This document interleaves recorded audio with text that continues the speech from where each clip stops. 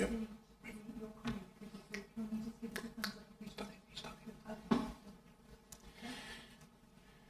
Good morning everyone, and welcome to this second meeting of the Joint Committee of ASELA. Welcome to anyone looking at this meeting virtually. If I move to item 1 and firstly take apologies for absence, I'm aware that Councillor Hossack has given his apologies, and hence why I am chairing the meeting today. As his deputy, Councillor Mark Cockshaw, Councillor Sheldon, and Councillor Barker is substituting for Councillor Sheldon. I'm not sure if we have any other substitutes. Chair, Councillor Bentley from Essex County Council. Councillor Bentley, sorry, apologies from Councillor Bentley. Is there a substitute from County? No substitute. But to make it clear, we are quorate, so we move on with the agenda. Can I say before we start, I will be looking very closely at time. I'm not one for accepting time drift.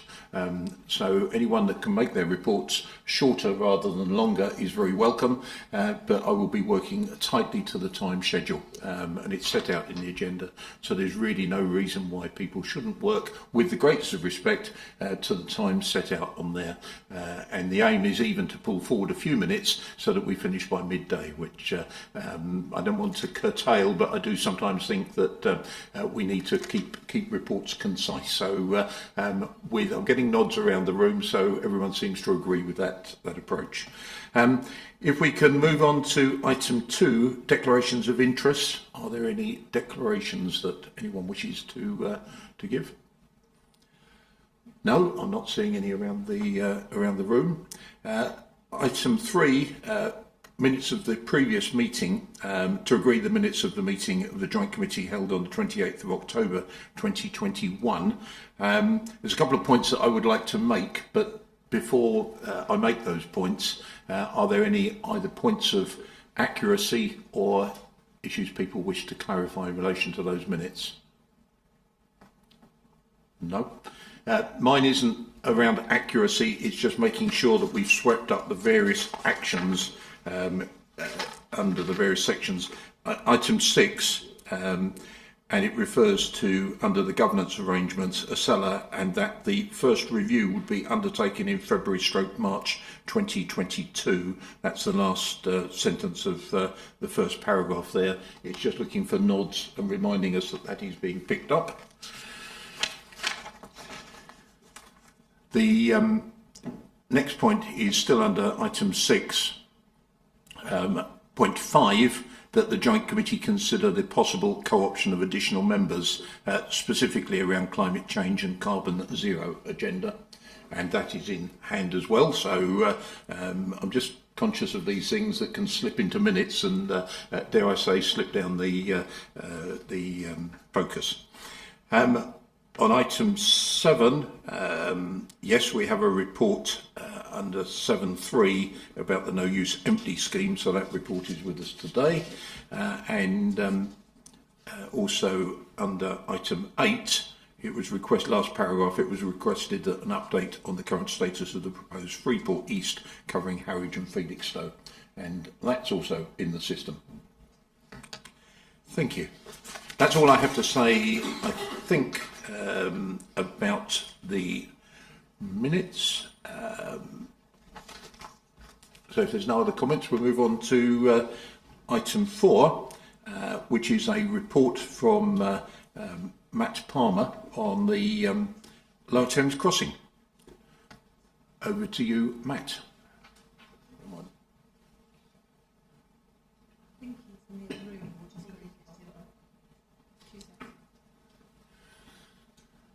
A short pause while we wait for Matt to come in from another room, I'm told.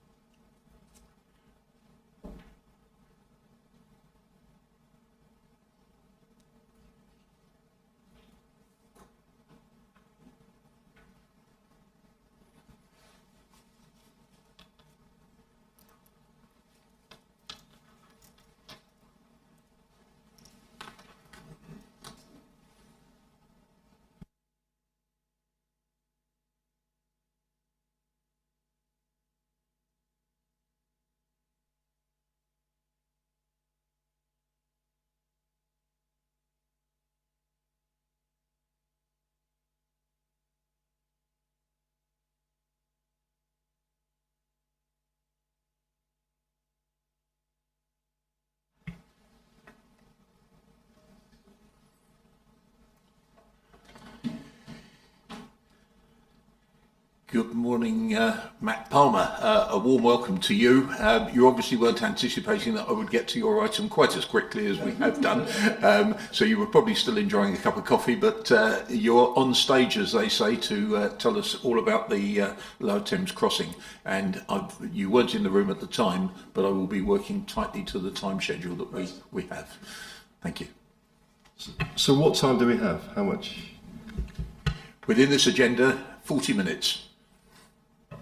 I'll nail it before that, that's fine. Thank you. So I know some of you, but let me introduce myself. I'm Matt Palmer, I'm the Exec Director for National Highways for the Lower Thames Crossing, which this year I'm trying to make sure we all understand is the A122. It's a number that I've got to get implanted into my brain, but it's the new A122.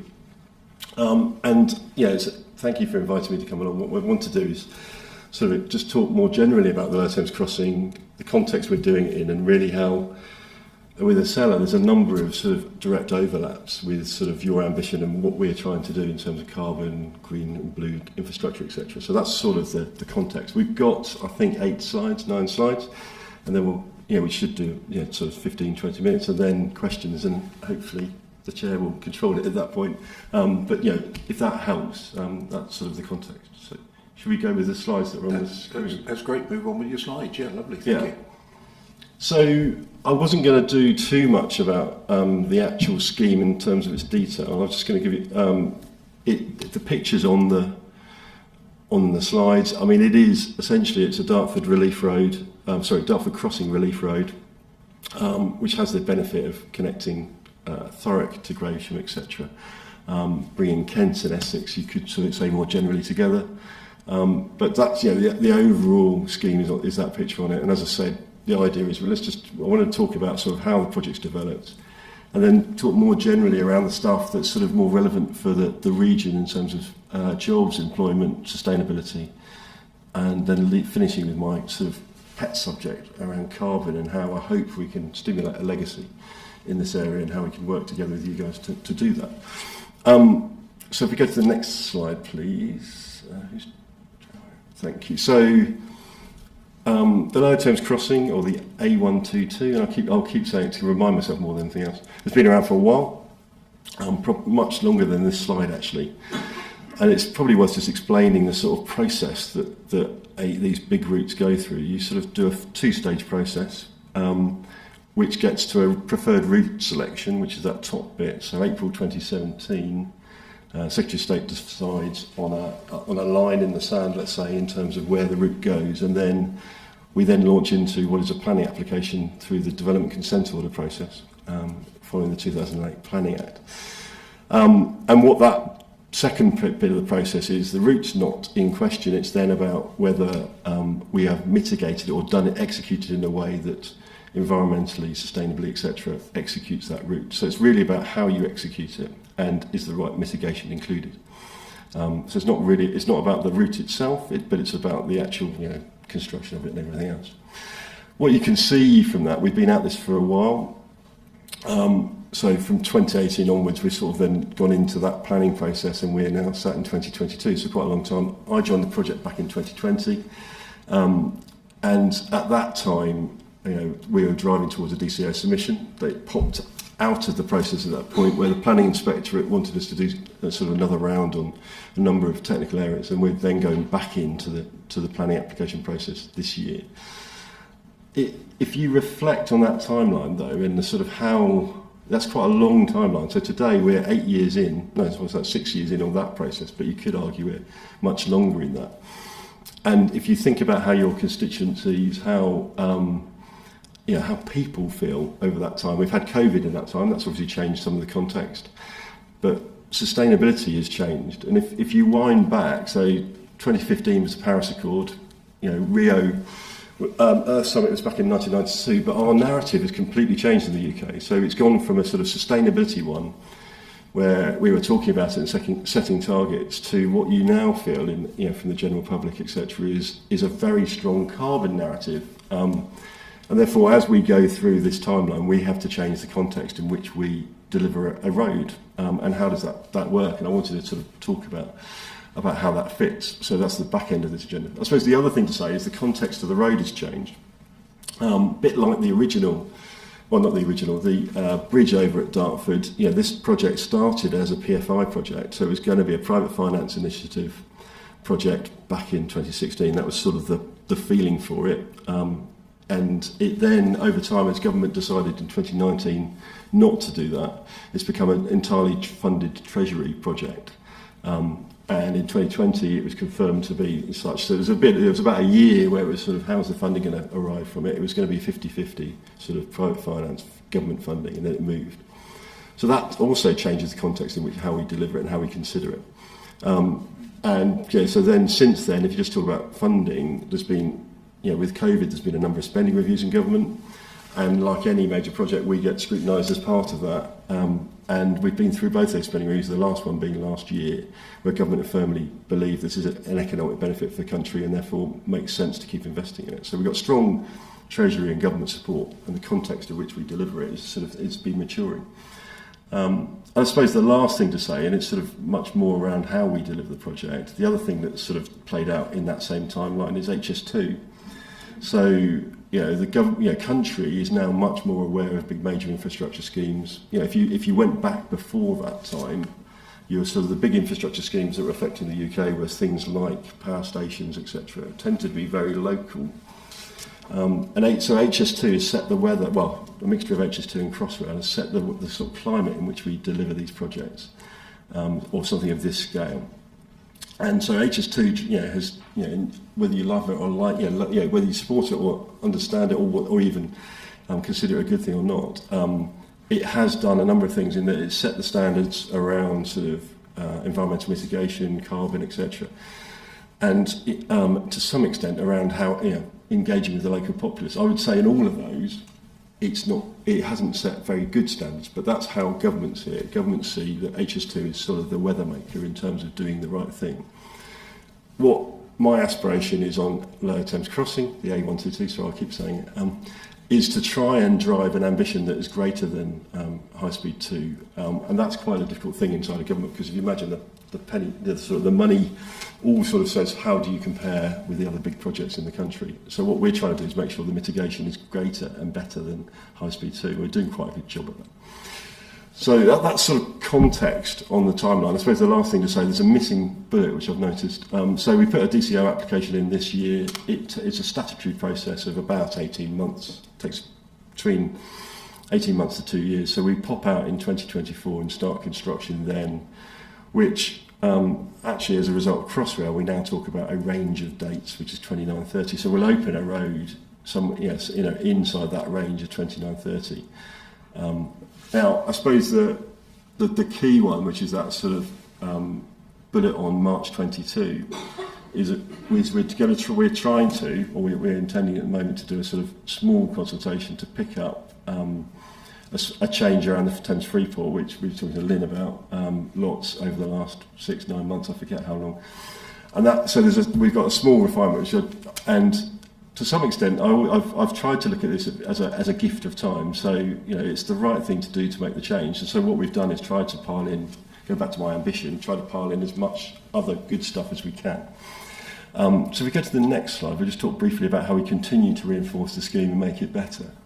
So, as I said, last year we were about to submit our planning application, and by good luck, really, Thurrock and the Thames Freeport came forward. Sort of the timing worked fairly well with Treasury pushing through that, sorry, DLUC as it was, as is now, and Treasury pushing for that new policy. Thames Freeport winning meant that Port of Tilbury expanded, which for us was, which is great for Thurrock. For us as a project was a bit of an inconvenience, but not in a truly negative way. We were going to use the land that they want to expand onto to put the material that comes out of the tunnel and create a park called Tilbury Fields. Rightly, Lynn and team go much better to have employment, but we still want the park. So what we've been doing is adjusting that scheme to fit. And that's why we've sort of essentially added an extra 9 months to a year into the process just to do that. At the same time, and if Chris was here, we've sort of been bringing forward, we had an accident or a bit of good luck where we ended up buying a farm up in Brentwood, but it is by luck. We were looking for areas of sort of open space, public open space that we could bring forward. A farm came available just over the border into Brentwood, and so we brought forward Whole Farm last year. And I know it frustrated Lynn, because Lynn said it to me. So sorry, Lynn, this is not about me and you, but you know, it's in the wrong place. Absolutely right. It was by luck it came forward in Brentwood. Ideally, it would be further into the middle of the route. So what we're doing now is we're trying to bring forward more open space. The 200 hectares on there is over the whole route. There's about 50 odd hectares that we're trying to work with Thurrock to bring forward in the middle. So what you'll end up seeing, and then the Tilbury Fields circle down the bottom is a park we're just adjusting. So what we're trying to do is get green open space in a corridor along the route. And so we're currently working forward. There's a bit more down in Kent that we bring forward as well. And then likewise, we're just trying to adjust the network to make sure that we minimise the impact on local roads. And I suppose the last bit, which never comes forward on this scheme, because the way people talk about the A122, it's a 23-kilometre road, it's 4 kilometres of tunnel under the Thames. The hidden facts are it's a 60-kilometre cycle, walking, bridleway, so it's an awful lot of sort of active travel type stuff. 40 kilometres of that are in Thurrock, and a tiny bit of it, a small amount of that is in Havery. So there's a significant sort of Essex impact in terms of, let's say, active travel, etc. So that's sort of context of the stuff we're doing right now. So this is coming forward in a small consultation that we're trying to run. We're just waiting for feedback from officers at the moment, just to make sure we understand everyone's feelings about how we do that. But the idea is we want to run that in the next month or so, which then leads us on to a planning application at the end of the year. So that's a sort of current context of where we are now. But if I stick with the broader context, so I just wanted to talk about green. I'm just conscious that ASELA's ambitions around the green environment, etc., in the region. So if we just go to the next slide, we've got a couple of slides. Oh, sorry, no, I forget actually. Slides. We'll talk about jobs, and then we'll go green, and then we'll go carbon. Sorry, I've got the order wrong in my head. So Low Thames Crossing does a number of things. It has a long-term economic benefit in that it does create a connectivity that exists now, but doesn't, let's say, is not that reliable at the moment. But in its construction, it has a short-term benefit of significant jobs, and those jobs are, as you see, sort of 22,000 over the lifetime of the project. At peak, that's about 10,000 people. It's a big scheme. Just to give you the scale of it, National Highways has a portfolio of investment across the whole of the country. In the next 5-year period, this will be 50% of that investment. So this is a significant scheme. So there's significant employment. We need to maximise that. The great thing about that employment is that the nature of the businesses in South Essex, in particular, and to some extent a bit in North Kent, but more in South Essex, there's some great companies that can work on this job, and therefore it's about how we make sure that those 22,000 jobs or the 10,000 at peak end up in the local area. And we are talking to local businesses. I'm actually, after this, going to a local business in Orsett just to talk about how we can get them engaged. And I'll talk at the end about how we want to get local businesses engaged in carbon reduction as well. So there's a huge opportunity about local and how we make that work. Because this is a real opportunity. It's a 6-year construction programme, so it's a significant amount of employment in the area. The rest of those are pretty standard targets that get set for major infrastructure projects, and as you can see, I won't go through them all. We're starting on all of them. The thing I'm passionate about is STEM into schools, and we've launched. I've got 3 girls who are absolute Minecraft geniuses. I have no idea what Minecraft or what the pleasure is, but they like to do it. We launched a Minecraft game about how you build the tunnel in Minecraft. Apparently it's very good. So there's sort of that skill. So if we then moved quickly on to, I'm just checking time. If we then move on to biodiversity, which is the next slide, please. Thank you. So we've got a couple of slides just to talk about environmental mitigation. And I suppose there's two parts to this really. There's a bit around, you've got to design a scheme to make sure it has the minimum impact, and we'll talk about impact more generally, about climate and sort of air quality in a minute. But the physical form of creating the 8122, how do we do that to minimise it? So the fact it's a tunnel is sort of its first thing. It's less impactful than a bridge over the Thames. We then may look at connectivity across the scheme, both for humans, but more generally for biodiversity. So we've got 7 green bridges along the scheme to try and ensure that we get cross-connectivity, because the problem often with these linear features is that you divide the landscape unnaturally.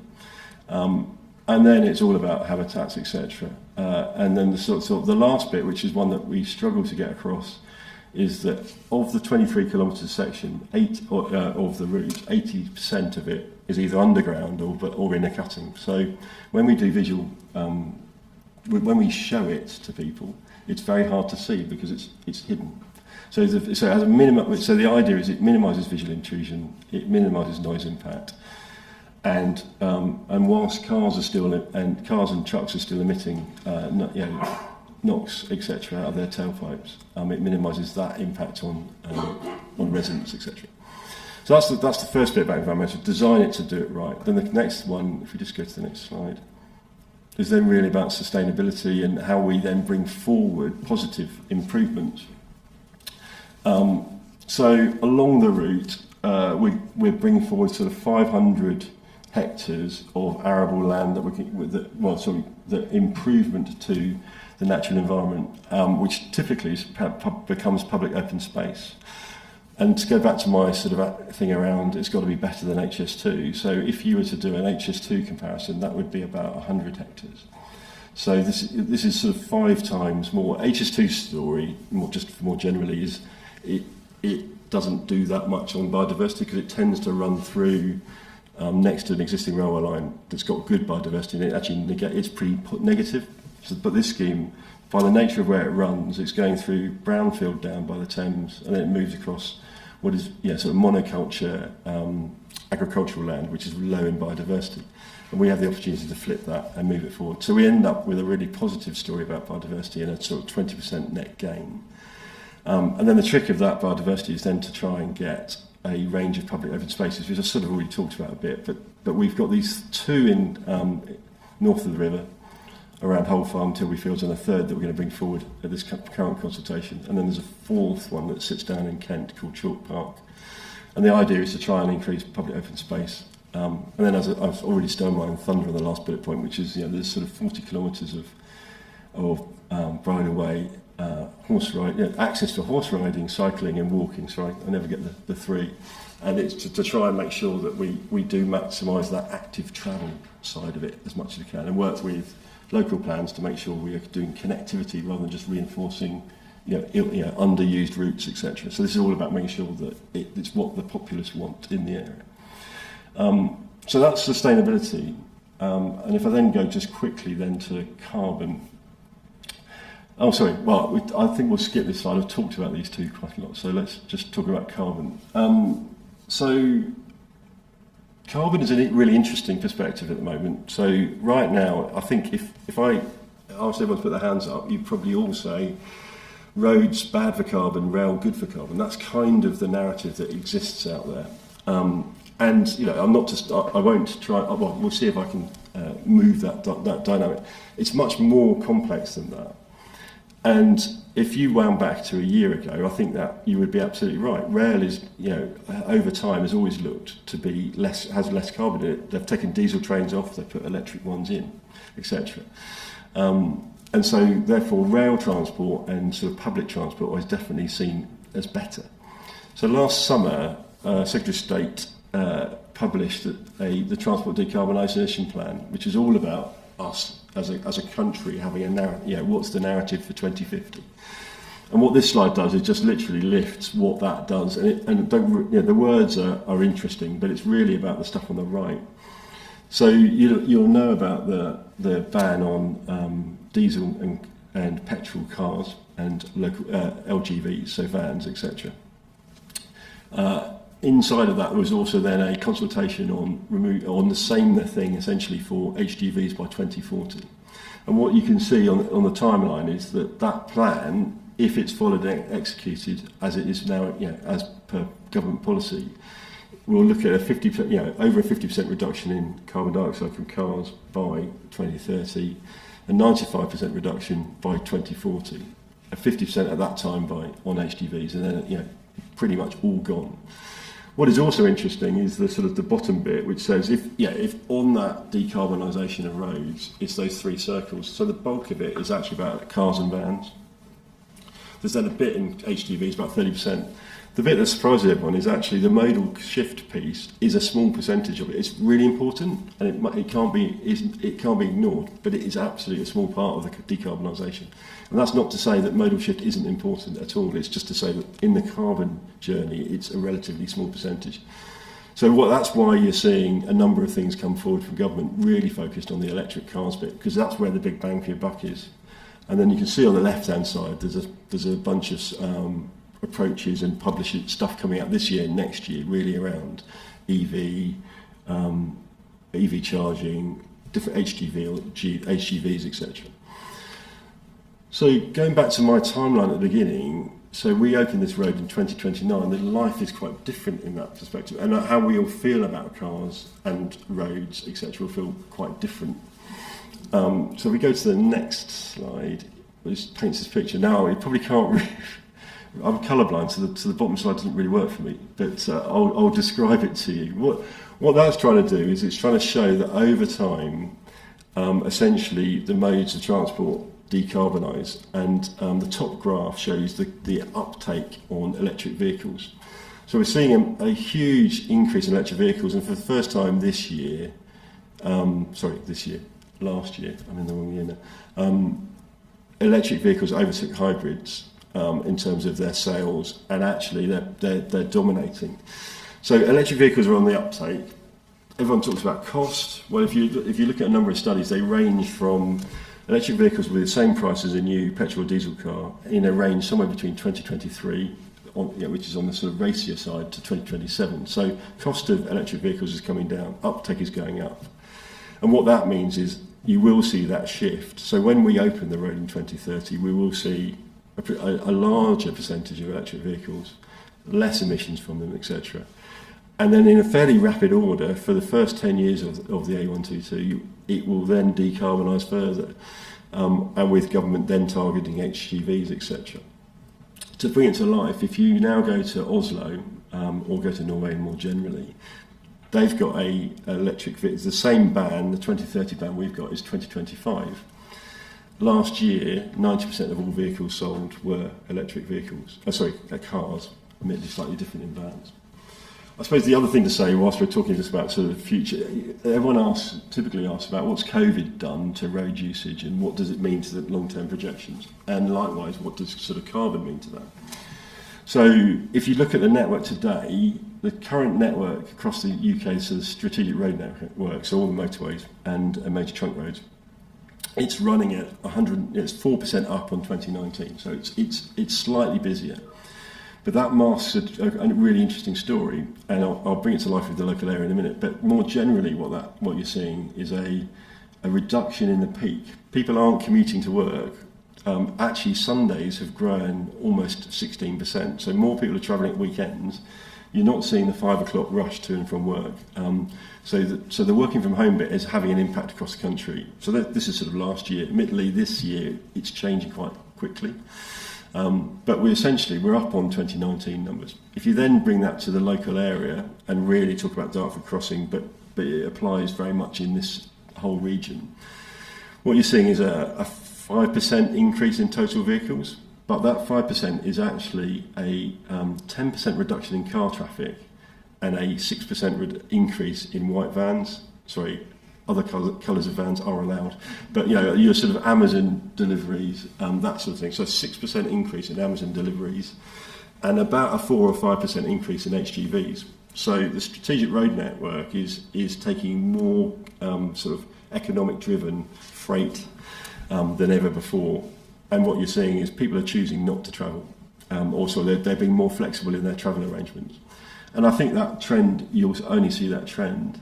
Now, going back to carbon, so what does that mean for carbon, and is traffic growth compatible with low carbon? So the Committee on Climate Change does predict over the next between now and 2050, whatever that is, 28 years, there will continue to be an increase of about 20% in traffic. But the key about that is about which traffic, and it's about the strategic road network will continue to grow, but what you will see is a reduction in urban commuter traffic. So where there is good alternatives to switch out of a car, then that's where the change will happen. But you will see an increase.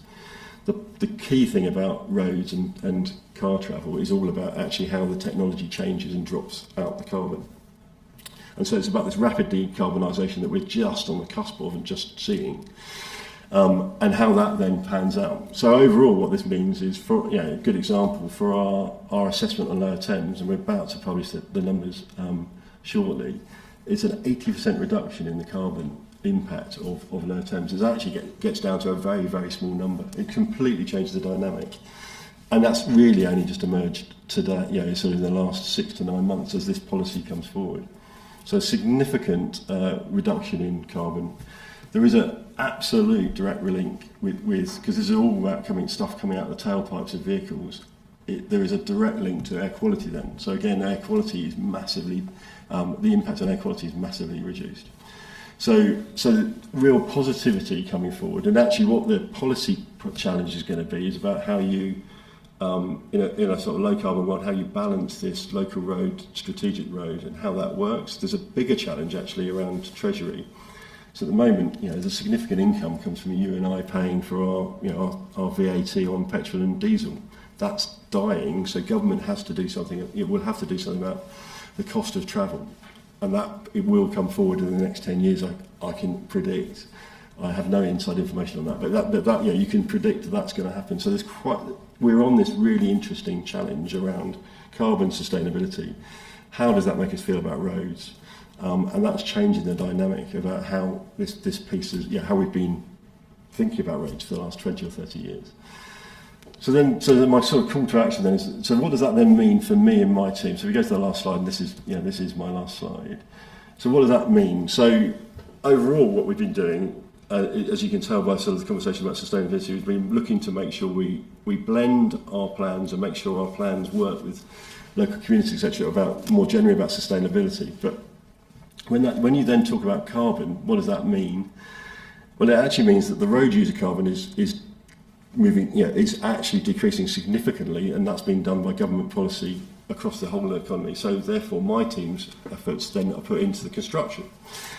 So construction carbon has the same impact on the globe as aviation. So we talk about aviation being bad and don't fly, it's bad for carbon.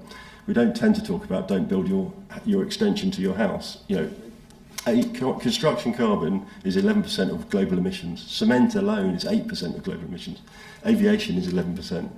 So construction is one of the really hard to reduce carbon pieces. And so for us on Lower Thames Crossing, we're at a scale and a size and a duration that we can have a big impact on construction emissions. So we have an ambition to really drive low carbon construction. And so my team's efforts are really focusing on this. And so the key, and this is the bit that I really want to sort of get across, is there's a real potential here to do a massive bit of upskilling in the local area around low carbon construction and leave a really good legacy. And the right type of businesses are here, etc. So we start that process this year. That starts with our procurement, which actually, if fingers crossed, we'll launch the end of this month. It might just drift into the next month, and then it will continue through April. We've got a number of big contracts that go out, and that will be the first large infrastructure project in the country that has carbon at the centre of its procurement. Other projects have talked about it in their procurement, but ours is driven by carbon. And then to make sure we maximise the opportunity in the local area, before we do that, on the 25th of Feb, we've got over 100 businesses joining us for you can tell one of my team was imaginative, a road to net zero construction event, apologies for the pun, where we're trying to get the right businesses in the region to come along understand our ambition and share their ideas so that we can make sure we can fold them into our supply chain as we build it over the next 3 years. And so that's really the overall. It's a story of a road, but actually what we're trying to make sure is that we leave a positive legacy, and a positive legacy that's relevant to the local area in terms of sustainability, and as you can tell, with a significant focus on carbon. Thank you. Thank you very much indeed, Matt. Most interesting. We've got a few minutes for any questions.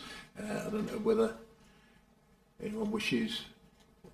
Perry, go to you. Yeah, first. thanks, Matt. Just a couple of things, really. I suppose there's a great focus on carbon here and carbon reduction. Certainly, a number of the businesses are as concerned about congestion. And as the volumes of traffic increase, to what extent is there going to be a focus on how this road can alleviate congestion? I know you don't have the answer totally yourself, but I think there is a concern there.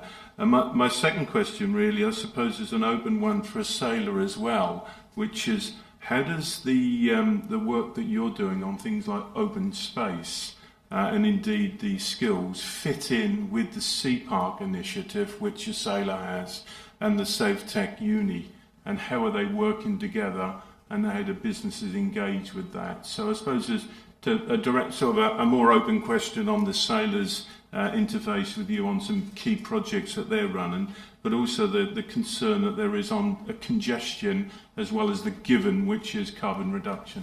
Thank you, Chair. That's quite a lot in that one, Perry. So I suppose let's start on the interface one.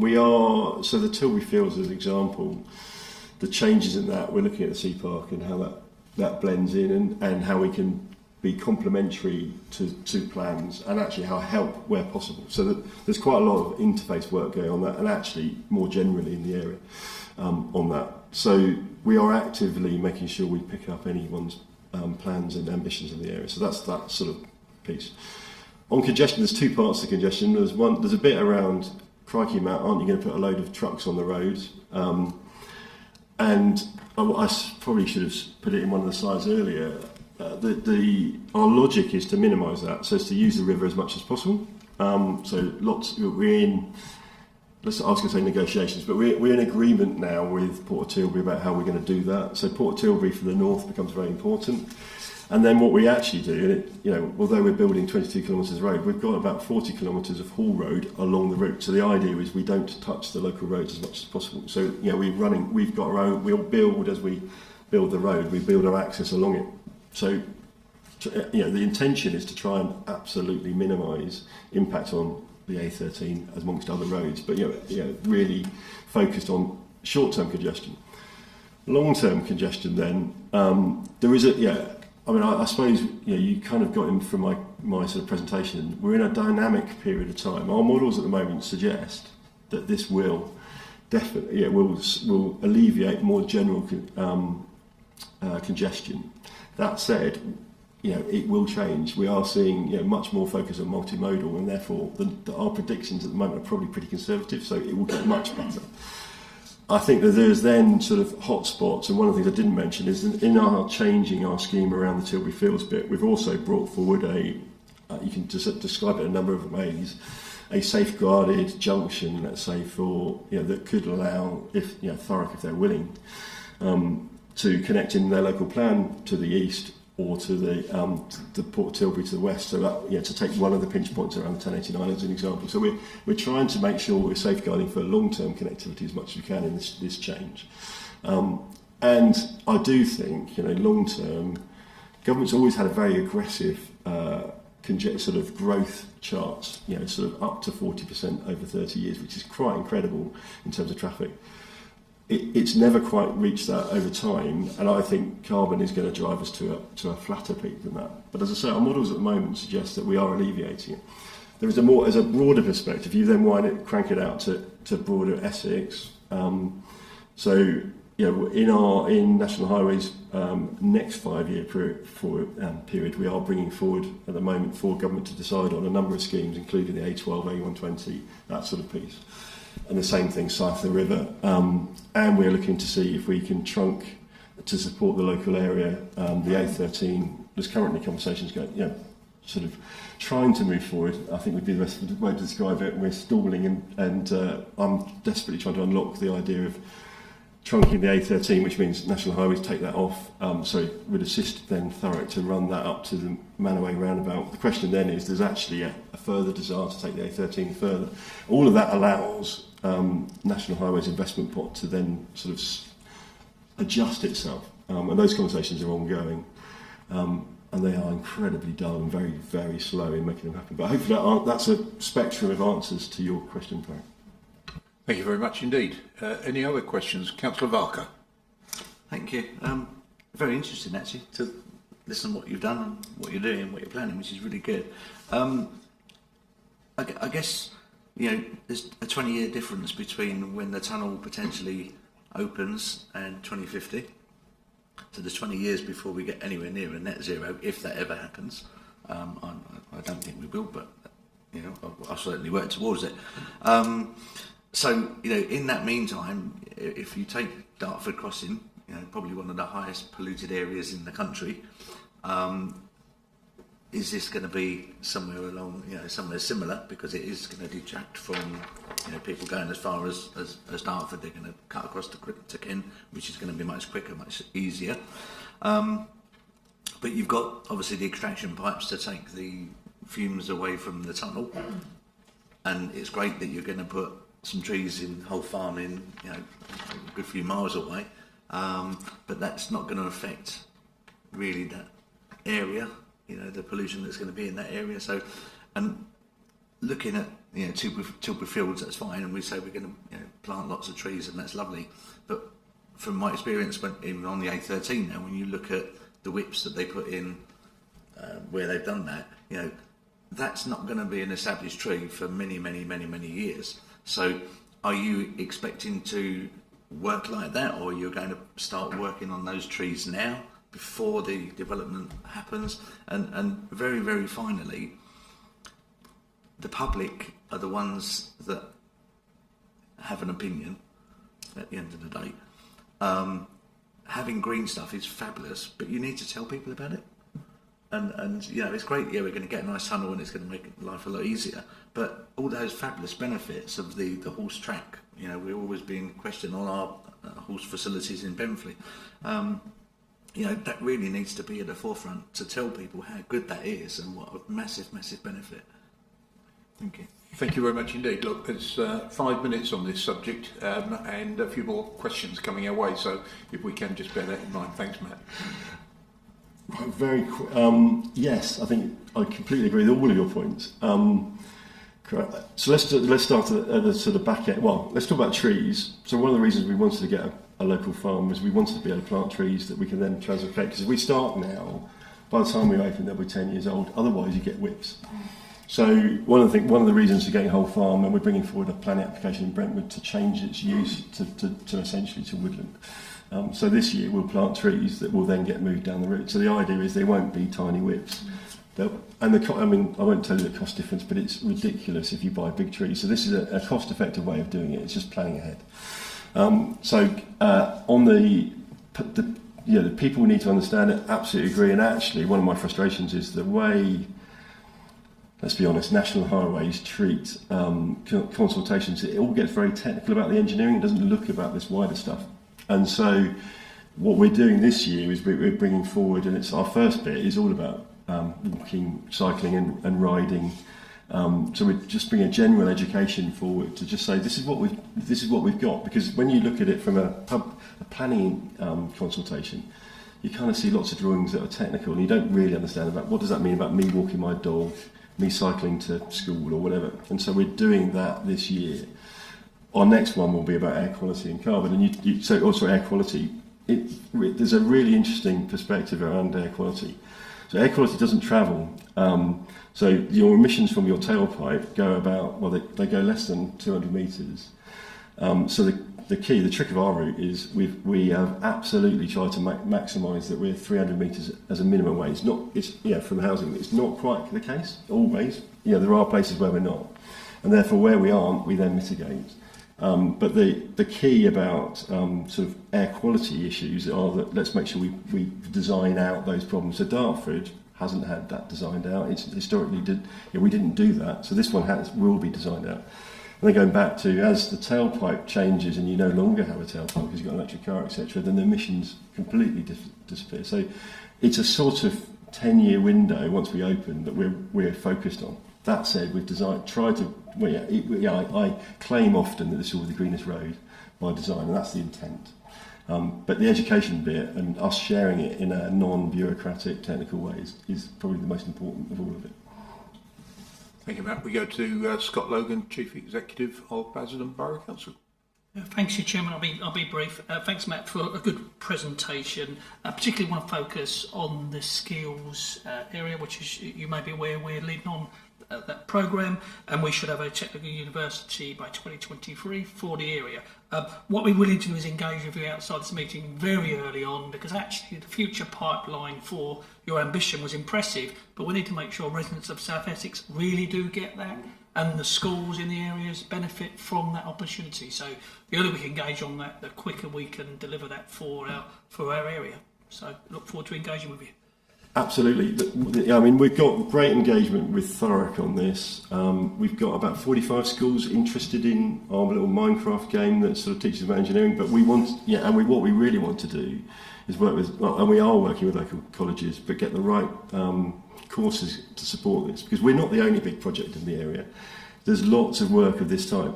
And actually, everyone looks at construction as a sort of on the lower end of the scale, but construction's becoming high tech. So the jobs we're talking about is IT. It's all of that stuff. And I think this is where we've got to change the mindset of a labourer, which is what you normally talk about. We haven't got people with spades anymore. We've got plant operators, we've got IT, we've got digital, and all the rest of it. So it is an upskilling that's going on, and we can leave a really positive legacy that builds on jobs already in this area. If you go to HS2, I was up there on Friday. And I go around and say, how many are from Essex? And you almost always get 20% or 30%. There's a huge travelling fraternity of construction that comes out of this county. Okay. So there's a real opportunity. Thank you. And finally, I think I'm going to go to Lynn Carpenter, Chief Executive of Thurrock Borough Council. Thank you, Chairman. And Matt, thank you for the presentation, much of which is really helpful to know. Just building on some of the comments, I know you're plugged into SEEPark with our director, but there's probably more, as Scott was saying, we can do in that space, because the impact and opportunity of the LTC sits probably across all of our 5 key programmes for ASELA. So we'll take an action as Chief Exec through the Chairman to make sure that we have the right forum to have those signed up conversations. And on the point of comms, we've got Adrian Wardle now in place, Adrian sitting at the back, who will work with you and your team to make sure we pick up that point that Councillor Barker has said about the comms and what's relevant for local people. So we'll pick that up. And then just a please you'd expect me to. Part of the barrier for good economic growth in South Essex has been and remains junction 3031 on the M25, and we know that. And as all the placemaking we collectively are doing, I think you and I are on the same page on that. That is a key to unlocking that. And I know it sits slightly outside your remit, but it's a plea that we continue to work together as ASELA and National Highways, because almost everything we're doing falls at the first hurdle if that is not resolved. And likewise, your point about the Tilbury Link Road, our view is we'd like to see that built at the same time, because we all know the challenges of putting a road network in and taking 20 to 25 years then, as the east-facing slips at Lakeside are doing. So we've committed as Thurrock and ASELA significant funding to make the Tilbury Link Road happen as part of our commitment back to National Highways. So we're not expecting it to be funded. We will find the funding for it, but we need you guys to deliver it. And I know there's that tension with the DCO moving it forward, redesigning it and everything else, and I know you're in that space, but a conversation about how we work together to do that, I think would be really helpful. Because if we're going to resolve this once, I think leaders in the room would want us to do all of that in one go, to have a vision afterwards about how it all works. And I'd really be grateful if we can link in Mark Doran with you as well. Mark's leading on a piece of work on behalf of ASELA around transport and active travel, which again the leaders have requested. We'll be bringing that back here at the leaders' next meeting in June. But there's a link in what we're already doing, but the links through to the light freight that Thames Estuary Growth Board are leading on, and the river in particular. So again, I think if we're going to do placemaking properly, we need to be joined up and having all those conversations. So it's an invite to talk to us at that level if that's if you're able to do that. As you know, Lynn, I completely agree with all of that. I suppose the only one to say I am working on all of those points. Even yesterday I was talking about it's like snail's pace at some of this stuff, but I'm trying to unpick the Junction 31. That's my current target. And Chairman, if I might, we have some really good leaders in ASELA and links through to Transport East and more broadly. So if we can help through yourselves influence that, then I think we would be really willing to do that.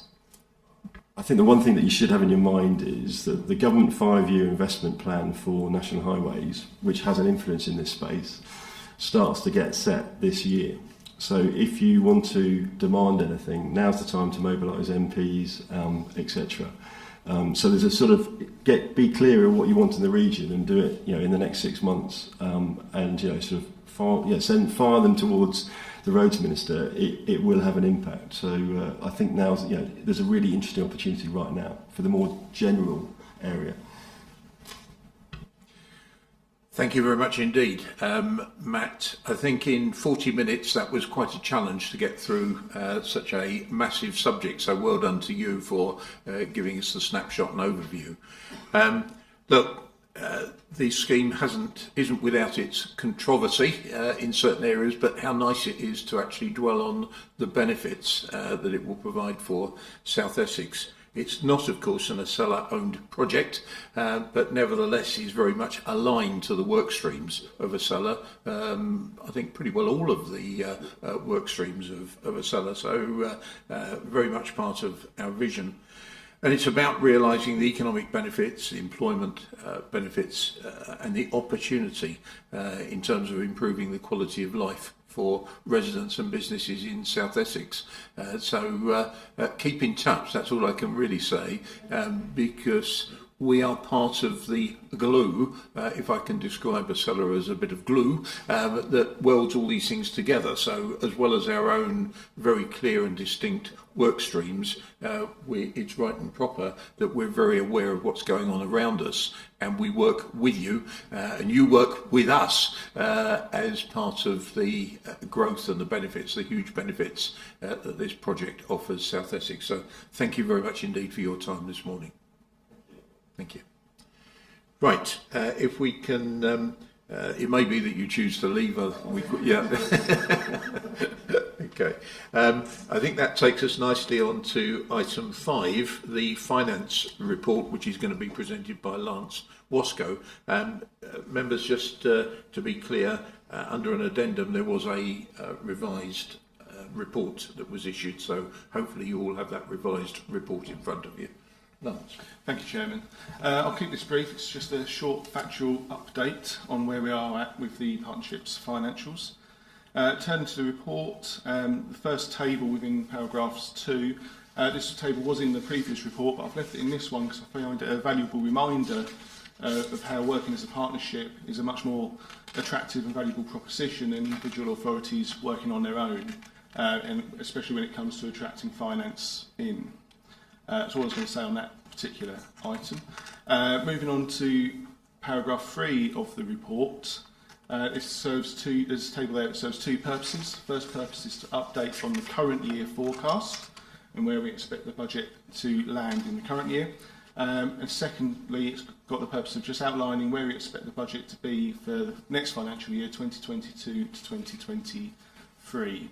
Turning first to the current financial year, there's a number of income items as shown in the table, adding up to just over 1.1 million, and our spend is going to be just over 1.2 million, an in-year deficit of 66,000. That deficit will be covered by reserves from previous year's underspends. And the bottom line for the partnership as a whole, by the end of the financial year, is expected to be an £11,000 surplus with it held within reserves. Taken into 22-23, the current position, as shown in the table, is a small surplus of 25,000. The figures within this table will move as the year goes on. At the moment, there's a number of schemes and bits as part of the programmes which need to become more certain before we build those into the budget, and certain business cases will need to be approved before they're built in. So it's a bit of a living thing, this budget, and it will evolve over time, and that's why we'll bring these regular updates to the committee. And essentially that is it, Chairman. There's nothing much more to say on this report. I'll happily take any questions. Lance, thank you very much indeed. It's really good to see it set out as well as you're now setting it out. So thank you for that. Members, any questions? Well, that's a testament to what a good report it is, the fact that we don't have any questions. Keep up the good work. There is at the end, a recommendation that the Joint Committee notes the content of the report. Members, we note it. Agreed. Thank you very much. Good. That takes us to item 6, which is the first of our highlight reports.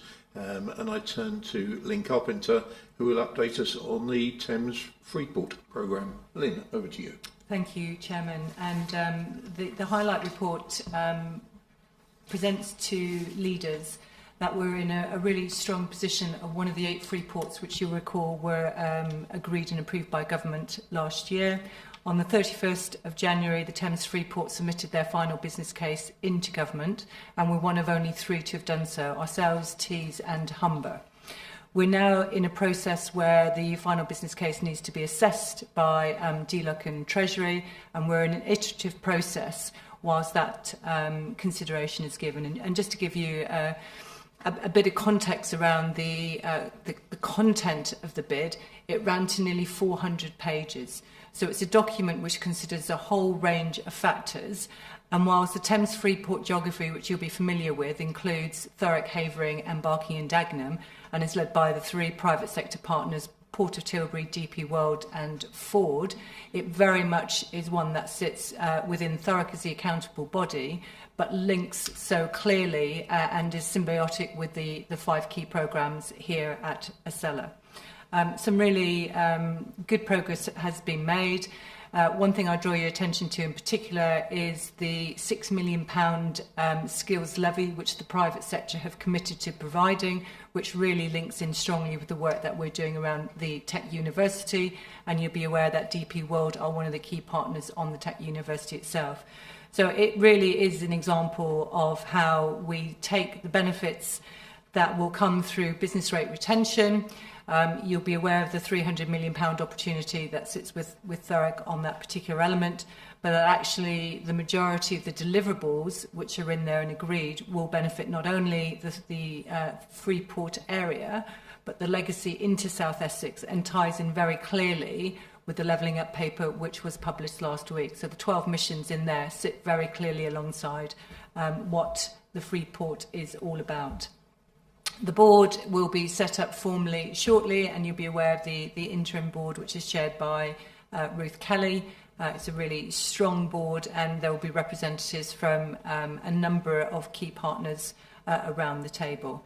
You'll see that the project status is all green, which is a real tribute to the teams that have worked on it. And we're now, as I say, in dialogue, Chairman, with government on the content. So as soon as the FBC is approved, that's when the capital funding and seed funding can be drawn down from government, and Thurrock Council will be able to start borrowing in terms of the £300 million business rate. Because leaders will appreciate that it will take time to actually build up the tax sites for businesses to locate, to generate the business rates, but Thurrock will take a position which is to borrow ahead of that to make sure that we can kick off and start the programme. What is being worked on at the moment, and there is again a relationship very clearly with ASELA, is the prioritisation of that £300 million of business rate delivery, and which are the key programmes which will be delivered first. And there are conversations ongoing around that which tie in clearly to the needs of the Freeport, the infrastructure within the 3 boroughs, but again more broadly how that sits in tandem and partnership with ASELA. So hopefully a good news story, Chairman, and happy to take any questions. Thank you, Lynn. Indeed, a good news story. Any questions, members? Perry. Yeah, thanks, Lynn. Certainly, the recent OSC board, they were incredibly supportive of the Freeport, found it very exciting. I think I would make one plea, if I may, and it's not dissimilar to what we've asked of Lower Thames Crossing, is can we roll out somehow a communication strategy across ASELA and across the OSC that all businesses fully understand what the Freeport is truly all about and how they can engage as businesses and benefit this area. It's just a better level of awareness really amongst all businesses, big and small. Thank you. Absolutely, Chairman. We'll take that on board. Yeah, really good point. Any other points anyone wishes to make? No. Look, for me, to see the everything on the red, amber, green, all green, gives me an awful lot of confidence within ASELA. So thank you very much indeed, Lynn, for your report. And it just takes us to the recommendation, and that's to note the progress of the Thames Freeport and to endorse the continued support to deliver the programme. We've noted it. Yep, agreed. Good. Thank you. Moving then to item 7, Infrastructure and Housing Programme, our second highlight report, Ian Butt. Thank you, Chairman. The Accelerated Housing Programme for South Essex is principally a partnership between ASELA and Homes England, and I'm pleased that on the 17th of January we signed the Memorandum of Understanding, which establishes a place-based partnership between ASELA and Homes England, and obviously within that also strengthens the relationship between the individual local authorities and Homes England and all of our partners.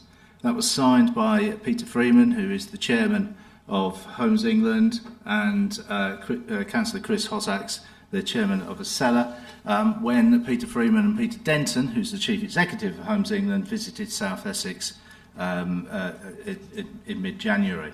It's one of only 2 partnerships in the country, and principally what it enables us to do, it enables us to work alongside Homes England at a more strategic level than we would normally do. And I think it's generally the mood at the moment is, and certainly that was coming from these presentations from both Peters, was that they would rather work at a more strategic level with us rather than on an individual basis. Having said that, when it comes down to individual projects, then those conversations are now starting to take place between Homes England and the individual local authorities to identify the projects that the Homes England various funding streams have that they could be investing in over the next 3 years, and that work is now underway. In addition to that, we continue to work with the housing associations, and we will shortly be relaunching some work with the small, medium-sized house builders, because they are critical partners. It's fair to say that the national house builders alone do not have the capacity to deliver our housing requirements, and as we've reported previously, as a South Essex as a whole, we are behind in terms of delivery on our housing targets. That was borne out most recently with the recent announcements of the housing delivery test results for last year. So our relationship with the housing associations also comes back to those projects. So the housing associations and the partners we're dealing with are also strategic partners for Homes England. They have already been pre-allocated certain funding to deliver a certain amount of homes, and we're in discussions with those housing associations about their involvement in some of the sites and the projects that we have. We've also appointed and started work on looking at new settlements and urban extensions. This is not the planning of new settlements and urban extensions. That remains within the sovereign care of the local authorities through our local plans, but it's looking at how we engage and provide through effective public engagement, how we create visions and plan new settlements. It's looking at a new model for stewardship, which isn't just about cutting the grass verges, it's more about a day in the life of a new settlement. How does it function? What does the economic activity look like? And in addition to that, it's looking at data and how we collect data and utilise data in the management and planning of new settlements. And finally, in the work programme is the Joint Strategic Framework. We have an early draft of the Joint Strategic Framework. This is the framework that's instead of a Joint Strategic Local Plan. And the intention is to roll that out in discussions with leaders and portfolio holders starting within the next month. Thank you. Thank you very much indeed, Ian. Any questions? Perry, you're doing Sorry, well me this morning. again. Apologies. Ian, thanks for that. Certainly, the feedback that we got from the developers through the OSC board was probably twofold, really. One is the concern over the various planning departments and resources that you have across ASELA, and do you have the resources to deliver the plan you have? So that was just sort of one question. And the other really is the realism and time scale. When you look at a number of these sites, how long they really will take to come to fruition, and is it realistic to have the sort of timescales that you have, accepting everybody wants to get behind this? And I suppose it comes back to resource amongst the planning departments you have within the ASELA area. Thank you, Chair. As the head of a planning department at Castle Point, I welcome your first comment and that feedback. That's very useful. Yes, it is. Resourcing is a major consideration. We are looking at how do we resource it. One of the advantages of the place-based partnership is Homes England themselves have got considerable resource. So it enables us, and we're increasingly meeting new people from Homes England pretty much on a month-by-month basis. So as we go further into this project, we're meeting more and more people, and their job, the remit they've been given, because we've got this partnership in place, is effectively to supplement the local resources that we have. In terms of how long this will take, we are massively behind. We're about 50% delivery, below 50% delivery on our housing targets. And every year that we don't deliver, we're being increasingly punished because we have to put a buffer zone on our 5-year land supply, which increases the level of stress, if you like, in the system. So it's important for us to have an ambitious target, but what's really critical here is that effective engagement that we put in place with the developers, with the housing associations, and increasingly, I think, with the SME sector as well, which has been through tough times, which needs to rebuild itself within South Essex. So it's about identifying opportunities, and we've got some quite innovative ideas. For example, we've taken a site of about 150 units through intervention of the public sector from the local authorities. Can we then subdivide that site into 3 portions for 50 each for the SME sector so that they can start building their base up as well? So I think we have to be ambitious because we're punished every time we fail. So I think the ambition needs to be there.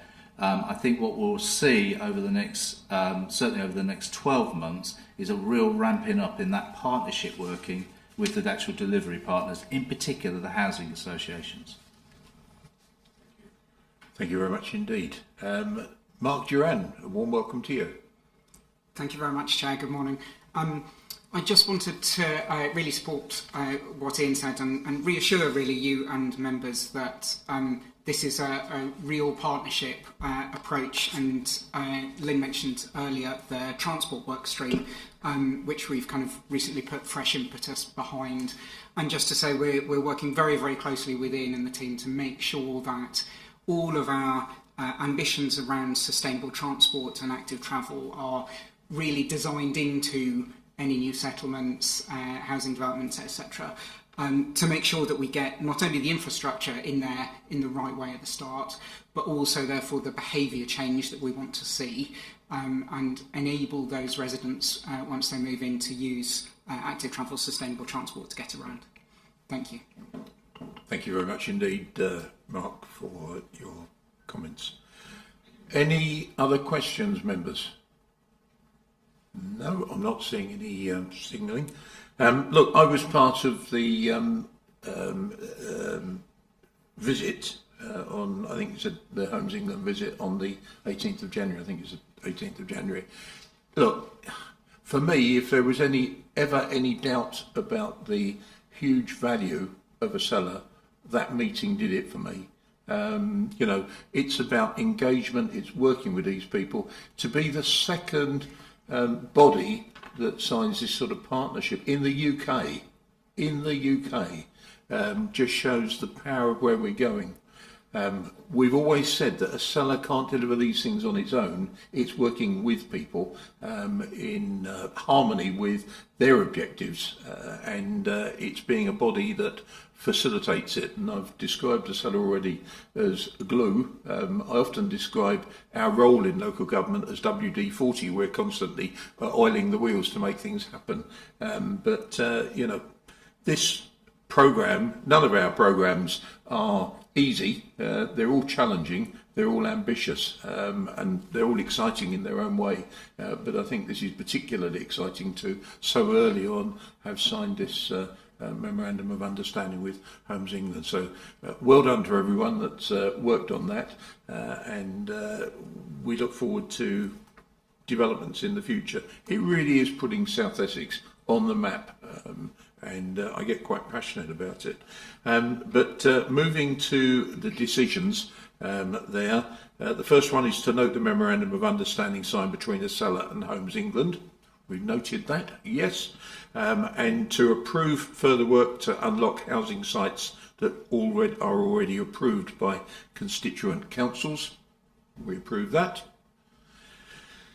And to note further planned action to support market stimulation. This includes work with housing associations, small, medium-sized enterprises, and guidelines for new settlements and urban extensions. Noted. Agreed? Thank you very much indeed. Which takes us to item 8, which is the South Essex Estuary Park, and Lynn Carpenter is going to lead on that. Thank you, Chairman. And again, you'll see from the report that the RAG status is green for the progress you'd expect to see on SEEPark. And I think what's really apparent is the linkages and the opportunities that exist through the joint strategic framework, the work we're doing on housing and all the other programmes, which come into the ambition that sits within the SEEPark framework.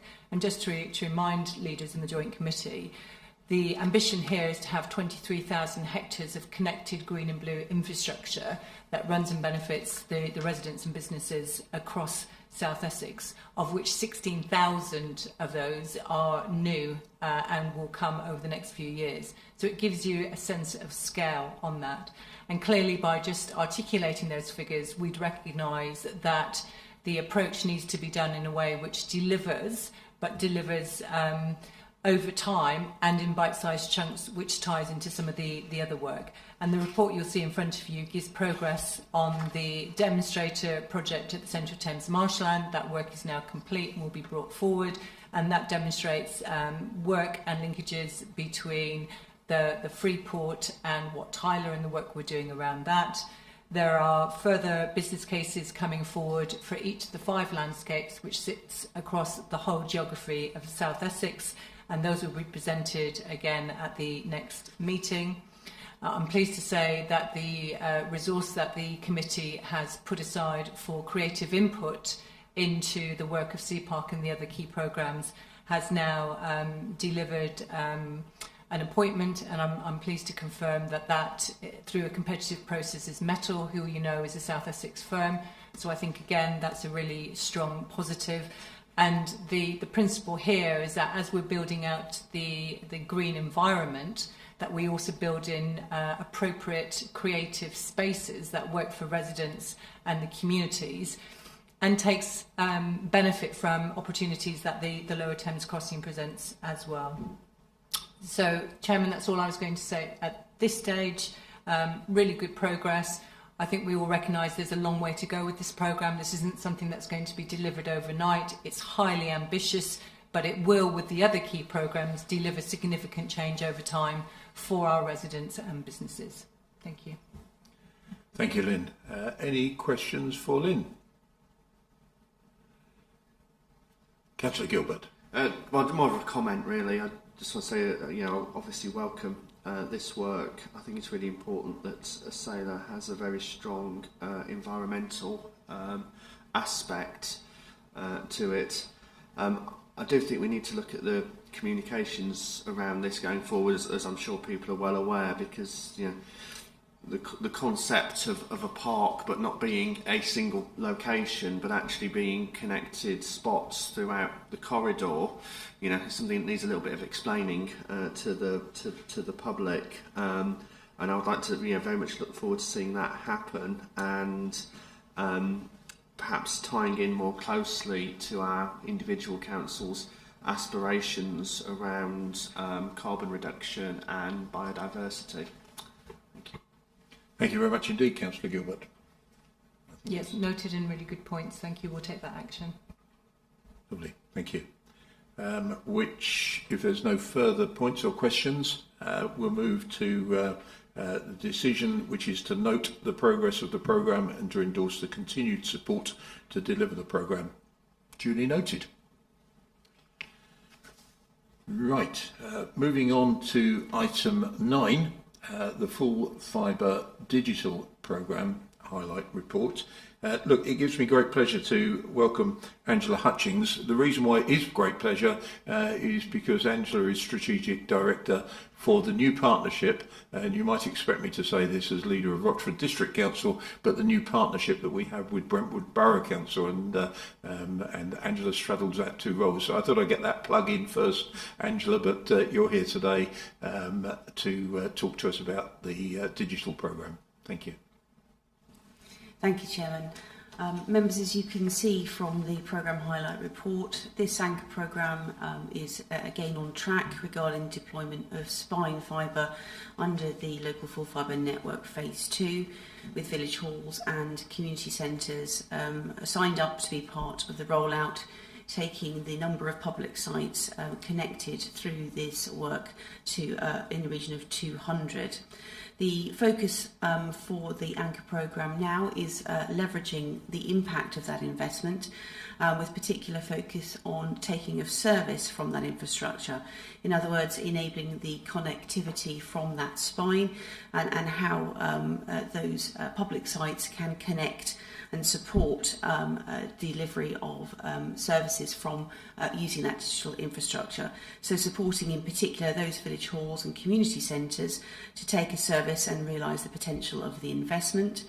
It's planned for there to be a public procurement compliant, pre-qualified cost and quality framework hosted by Brentwood Borough Council, which will provide a route to market for those village halls and community centres.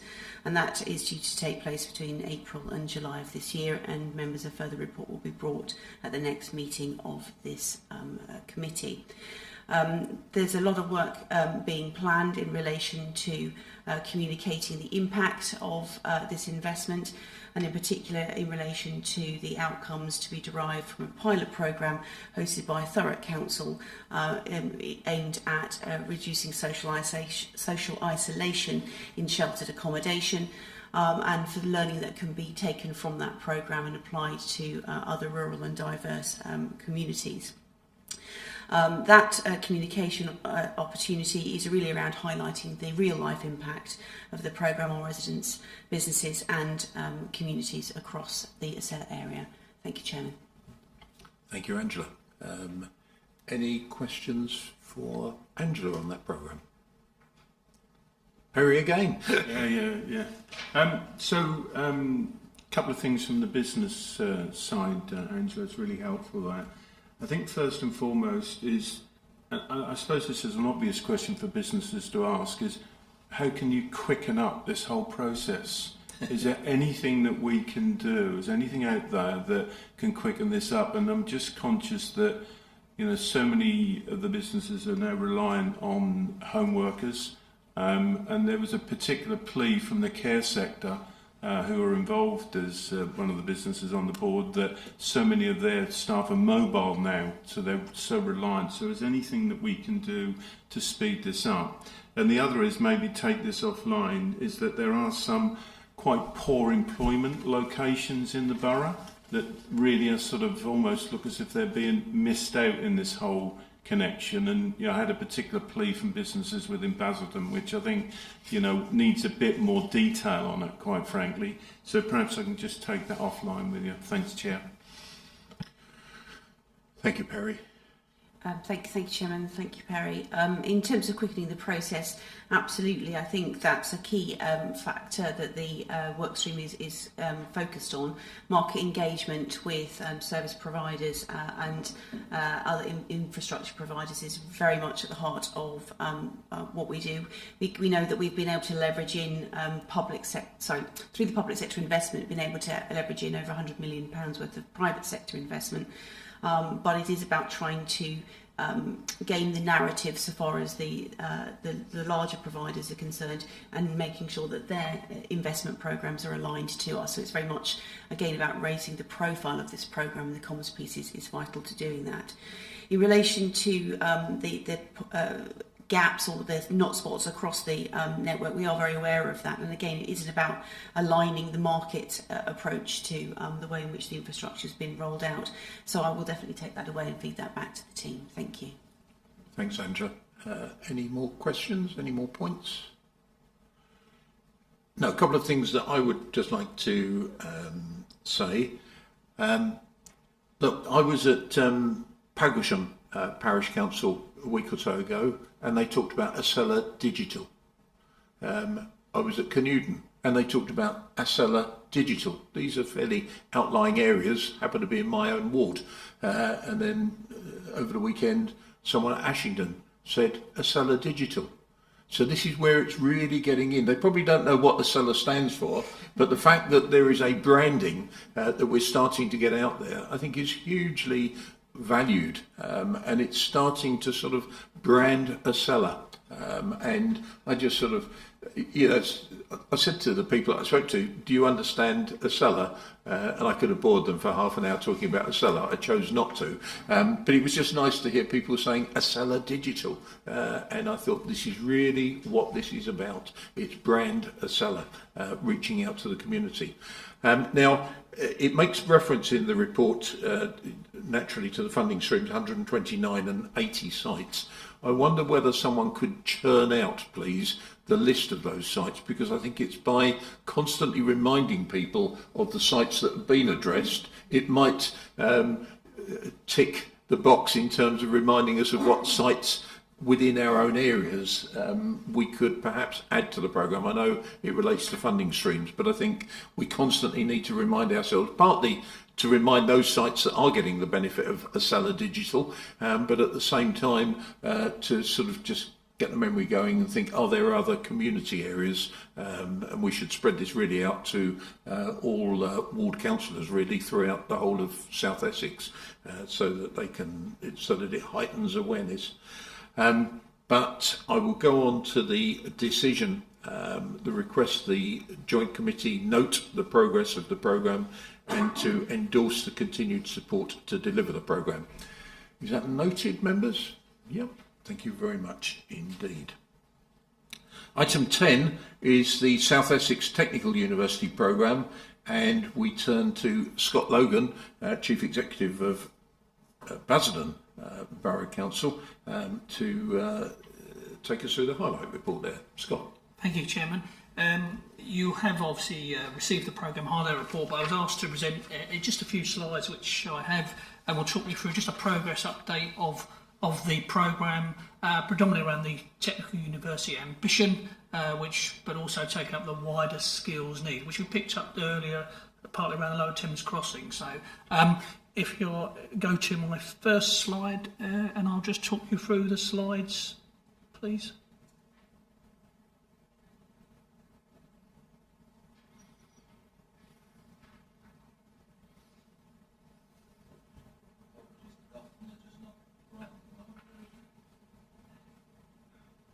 So as these slides come through, I'll talk through the first slide, luckily. So really, what's this about? So it is about developing, and we've been developing for a while, a new technical higher education presence in South Essex.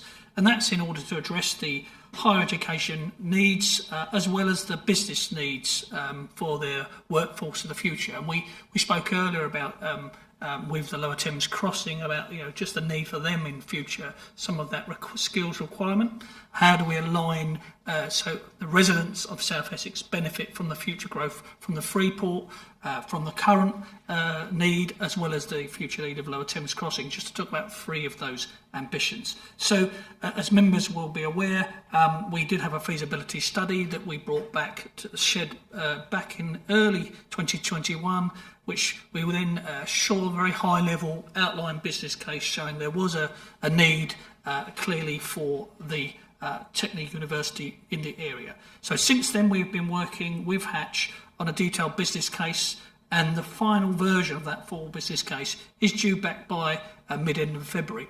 And that's a slight delay on a very ambitious timeline, but that's the good news story, because we had an awful lot of feedback from stakeholders, partners around what they're trying to achieve out of it. So it's from real involvement of the 5 key businesses, and I want to really emphasise that point, and I'm sure Perry will, as he has done, raise a question around the business involvement, and I'll talk about that in a second. But the 5 key businesses, so that's DP World, Ford, Southend Airport, Leonardo, Olympus, have really been driving this programme about their future need and what they're looking for, which is different to the current curriculum that we have at the moment. So this has been business driven, as I've said. I think it has been an achievement, and those that have been involved in the programme, I do want to put on record thank you for all of their support to get us where we are, which we should be able to present back to members later, probably at the next meeting, the final business case. So we are asking members to endorse the board direction of travel at this meeting with a view to the next meeting to agree the final business case.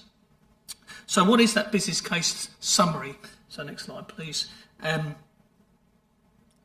We know very, very strong is the demand for a technical university. So that's from not just those 4 of 5 businesses where they do need that technical level degree apprenticeship, but we know from the wider business engagement as part of the business case. So that's some of the businesses that support those businesses, as well as the SMEs that we are talking to. But we as well know, in those conversations we will have with OSC, how do we get the SMEs more involved in this programme as we move forward. But what we need to do is, this is an incremental approach. Those 4 key businesses will actually provide the foundations for the SMEs to follow with that skills programme. So there's clearly a market gap, and we know that the existing provision, there is a gap in to be able to achieve this from what the business needs are. We've said there that we will, the most efficient way of doing this is drawing an existing HE provider. So we are not looking for a brand new institute. This will be an existing provider, provide the provision for South Essex. But what we do know, because what we're looking to achieve is more than just these businesses getting their recruits from South Essex. What we need is much more a deeper rooted skills programme, which looks at how do we get this in the DNA of the schools in all of those areas, how do we get the pipeline beyond those 4 businesses, leading to well beyond the next 5-10 years, which aligns very much with the level, the Thames Crossing ambitions. So I think, but the key message really on this slide is why ASELA is getting involved in this. If we didn't, it wouldn't happen. We are effectively intervening to a system that is not working for businesses, and that's what we are doing. But we are working alongside our skills providers as part of the programme, and that's the key message. And Perry's been right in what he's been saying about how we get that message very clear to businesses and our other skills providers about the incremental approach to this programme, which will take some time to get off the ground. As I said, the good news then is the financial model is commercially viable, but what we are very clear is that it will need cash flow in the start-up phase, because it will grow and then it will pay for itself. So what we're looking to do, as members are aware, and Lynn's mentioned it earlier, around aligning this to the Freeport programme, where there is some funding available for that. We're also looking at bringing funding in from the businesses, which I'll touch on the final slide. And it was a point I think someone mentioned earlier. This is consistent with government's thinking around the Level Up paper and also the UK Shared Prosperity Fund approach as well. So we are consistent in what we're trying to achieve, where the government is working towards. So my final slide, Chairman, is, as I say, we will be coming back to you in June, hopefully with the full business case for you to endorse and approve.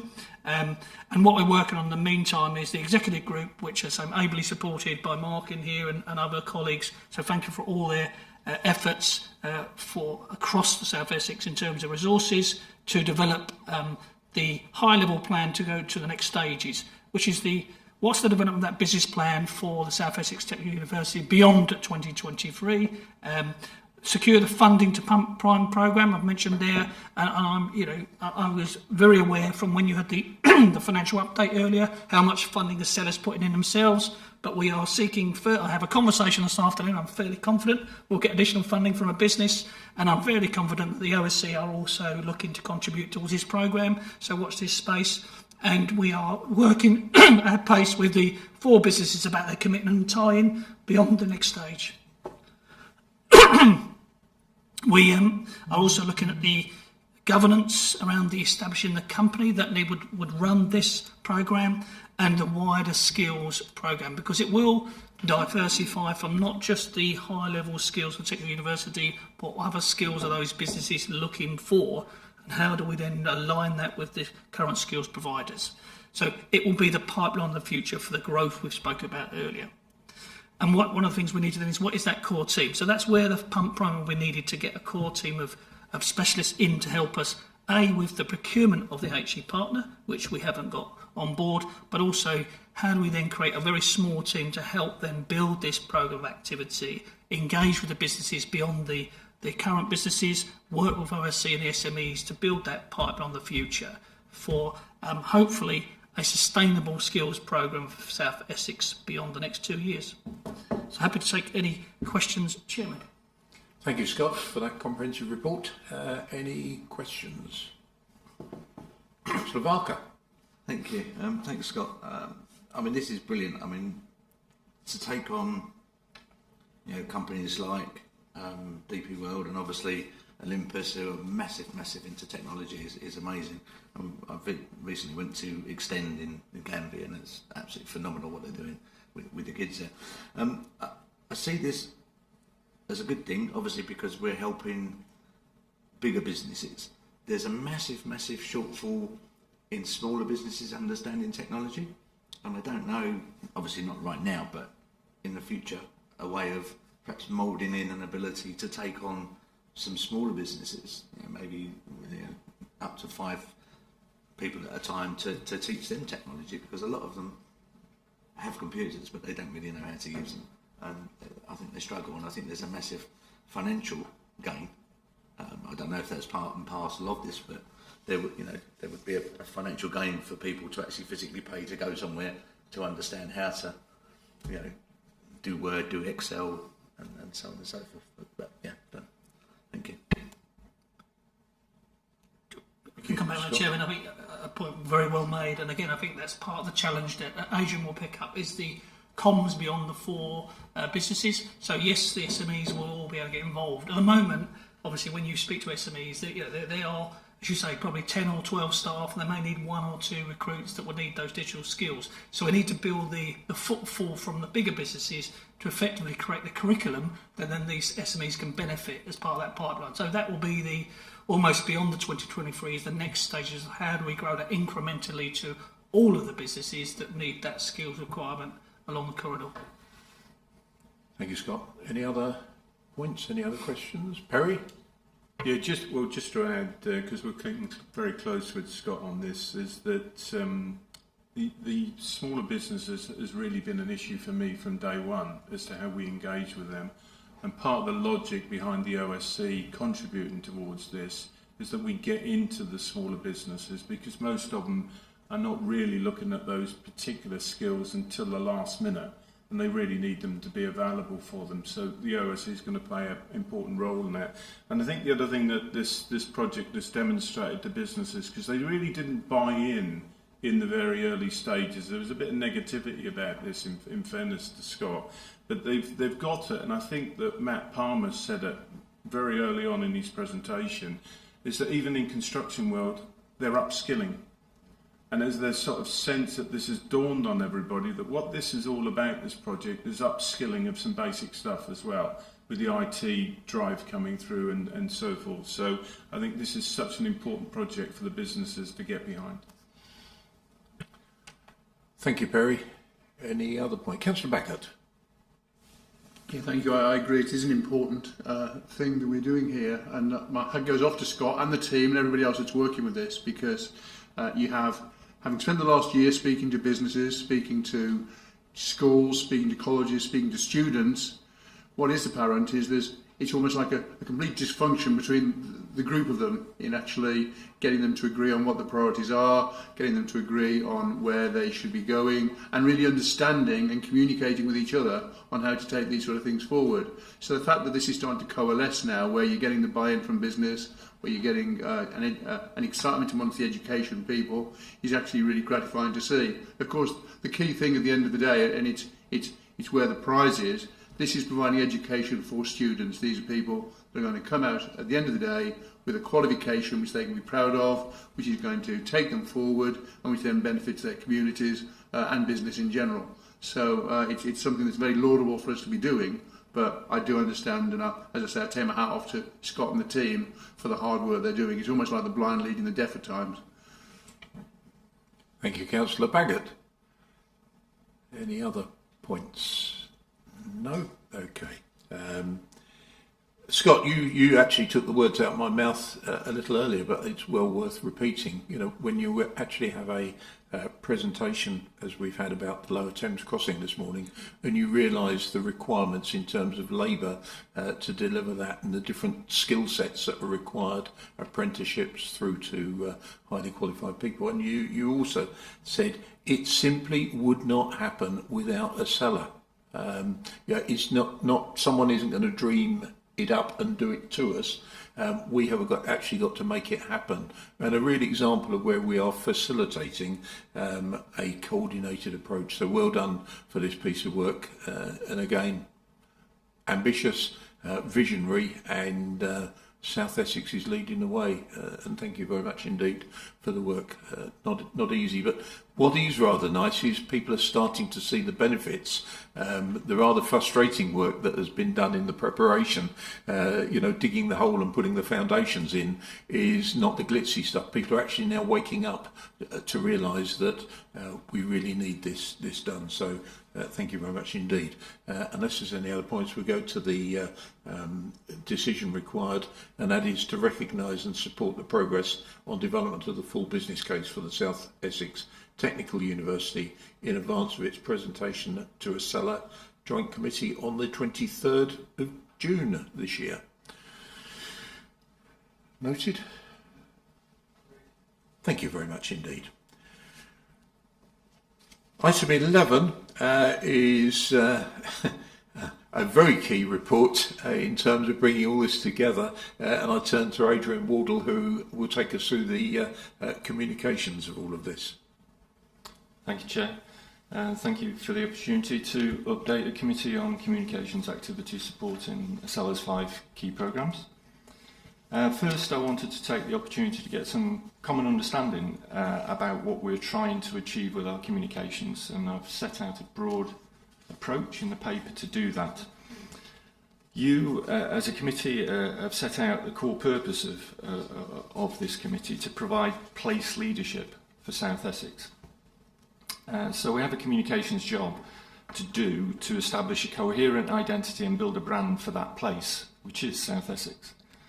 Through the stories we tell about the 5 key programmes, the branding we choose for each of those programmes, and the language we use, South Essex should be uppermost in all of that.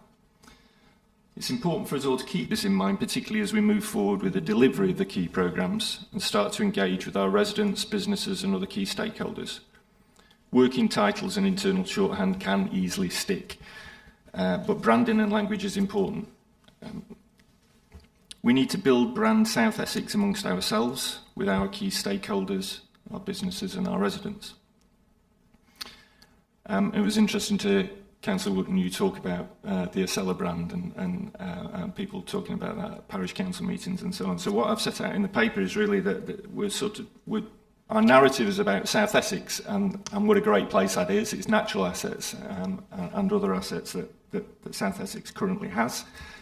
the plans and the ambitions that we have to make South Essex an even greater place.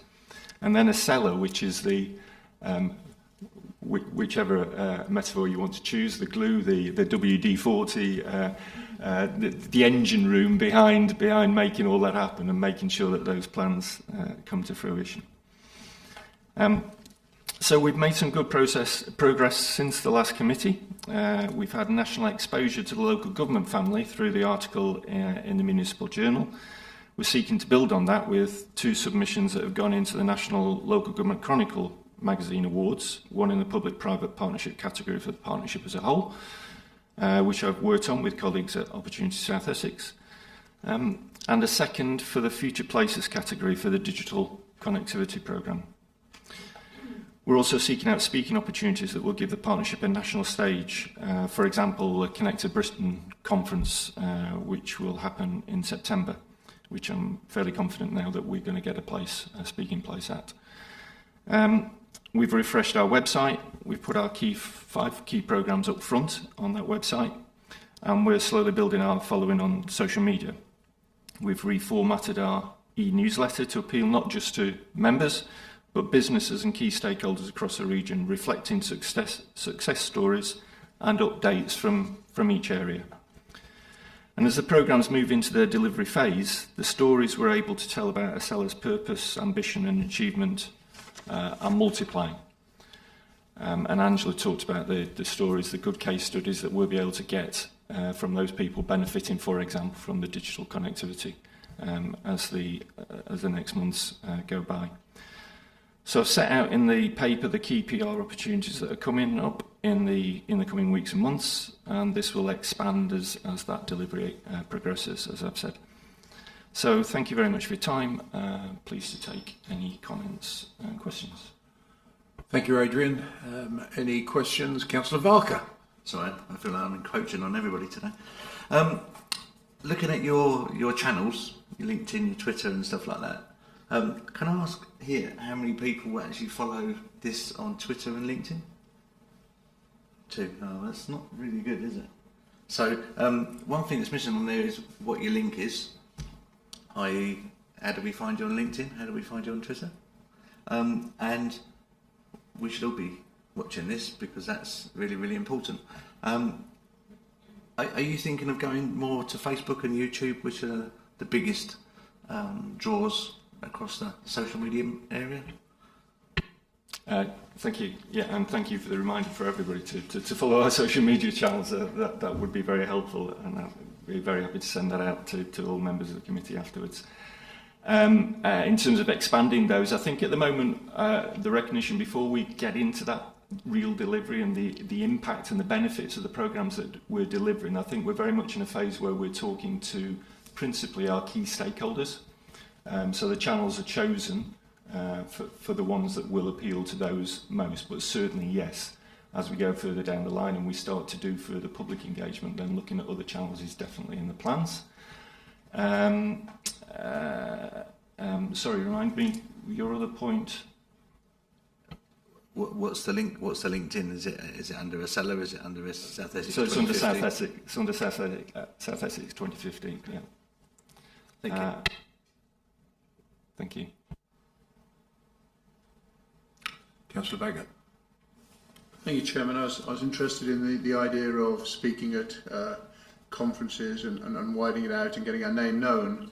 Because the elephant in the room really still is the fact that while we want to be getting the message about what ASELA is about, we want to make sure that the people are aware, we talk about stakeholders, but we still have the MPs, and they're actually quite crucial to the whole ASELA programme, really. If you've got your MPs behind you, then great. If you haven't, and they're working against you, not so great. And I do not get a feel at this point that we've reached a position where we can be congruent in saying that we've engaged with the MPs and that we have the MPs on board with us. And of course, when you're speaking at conferences and everything else, it's all very well, you get your name seen, then all it takes is one MP that's disgruntled about it or doesn't understand what ASELA is to say something, and the good work that we're doing then gets actually trashed, overnight sort of thing. So I do think that there is a piece of work that we should be doing with regards to making sure that we are engaging with the MPs, keeping them informed, and getting them up to be ambassadors for us rather than people that are speaking against us. Thank you, Councillor Baggott. Councillor Gilbert. Yeah, I very much agree with what Councillor Baggott said, and it's now been giving some thought to. We all have different relationships with members of Parliament, and obviously they don't align perfectly to council boundaries.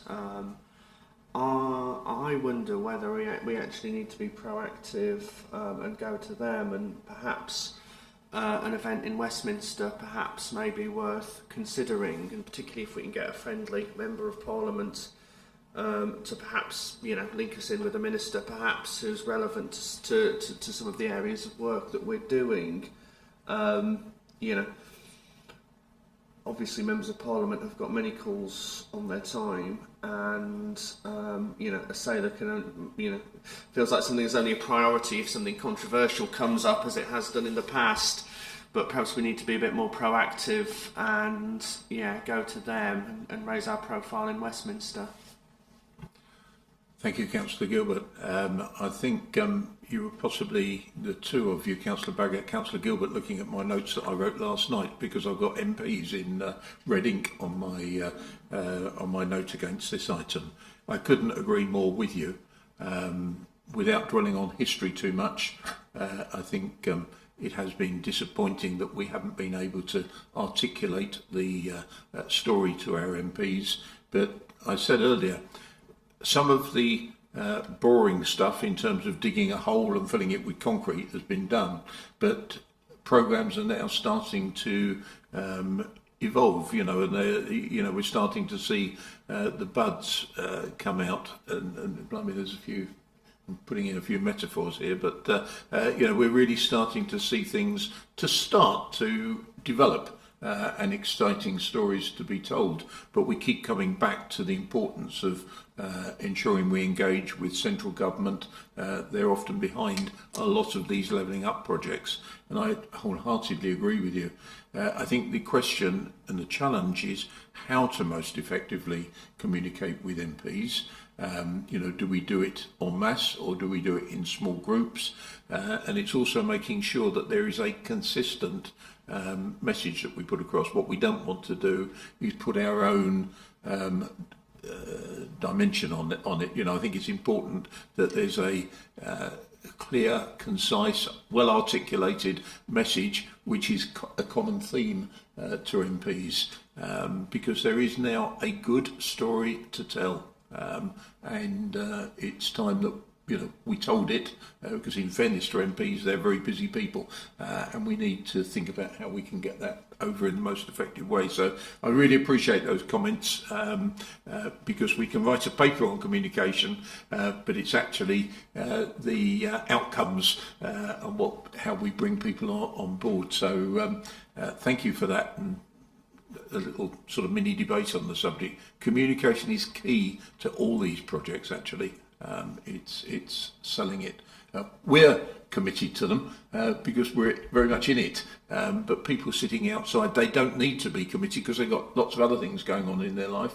But the clever thing is to actually engage with them through social media, through the right channels. So that gave me an opportunity to say a few words as well on that very important subject.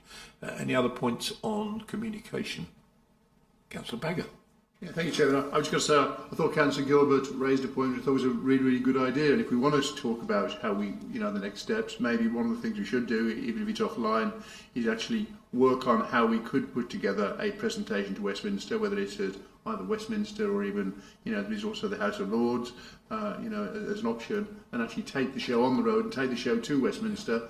As you quite rightfully articulated, we've got a couple of good messages now. What we're doing plays into the Levelling Up programme, which they're very keen about. We all know that the paper was produced on February the 2nd, so it's quite fresh in everybody's minds. I think that we can tell and articulate a good story and take the show to them. Thank you, Councillor Baggott. Right, okay.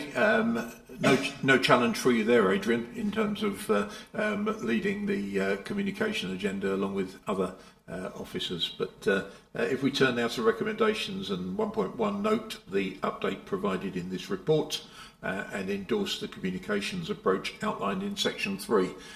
We note it and we endorse it. Yes, agreed? Okay, thank you very much.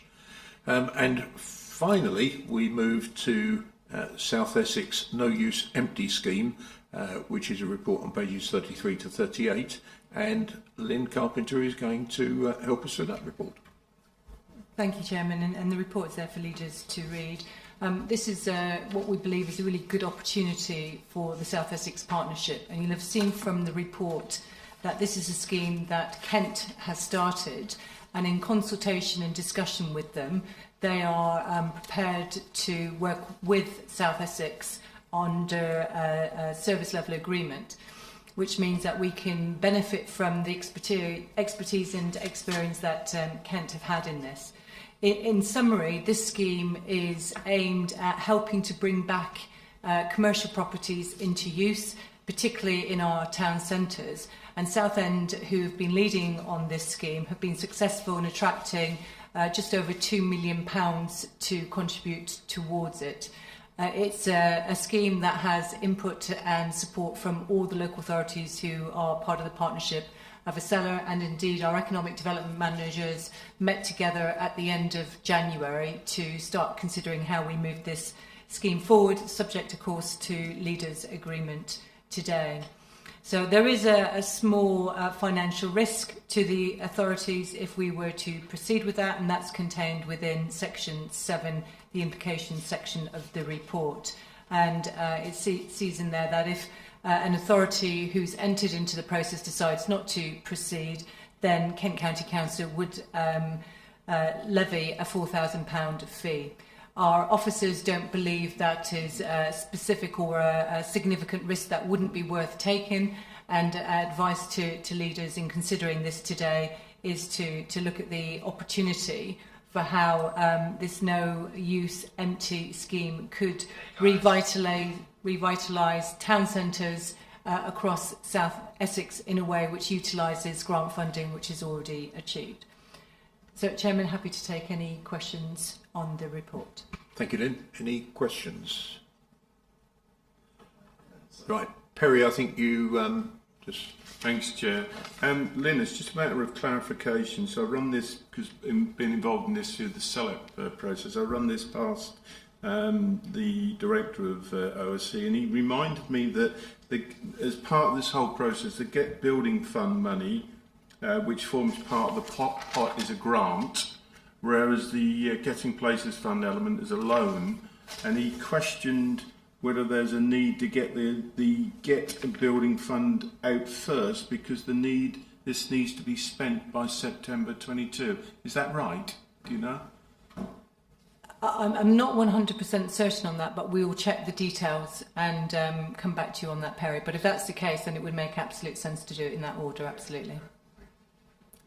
Thank you, Perry. Councillor Barker? Thank you. I mean, I'm all for piggybacking off of another authority that have done this, because obviously that's a great start. Is there a view that we would then, once we've got the cusp of what we're doing, to actually take it on board ourselves? Because otherwise we're going to be forever in the realms of Kent County Council. Thank you. I think Councillor Barker makes a really good point, Chairman. It's something we can build into the review of the programme, as you'd expect. We'd want to see what the take-up was and the success of it in terms of the delivery, if there are timescales on the finances. But we will take that away as officers and consider it. Very well made point. Thank you. Thank you very much. Any other points? No. In that case, we'll turn to the recommendations. At 1.1, that the report is noted. We note it. Agreed. 1.2, that authorities ensure that their teams are involved in promoting the opportunity for their areas and ASELA as a whole. Agreed. And 1.3, that the joint committee determine what, if any, publicity it would like to issue in the ASELA name as part of the project launch. Agreed? Okay. Members, that concludes our meeting this morning. Can I say a very big thank you for the participation this morning across officers and members. I think it's been a really helpful meeting. And can I also take the opportunity to thank Castle Point for hosting the meeting today, and the officers that have put it together and made everything work. This is actually a really nice venue, and we feel really comfortable, I suggest, in this area. It's reasonably central for all of us, and I really do thank you. And I've honoured my pledge that I made to Councillor Gilbert at the start of this meeting when he said he needs to be back in Southend for 12:30. So we're finishing a few minutes earlier to enable you to do that, but it hasn't stifled debate. So thank you very much indeed, and I will close the meeting. Thank you.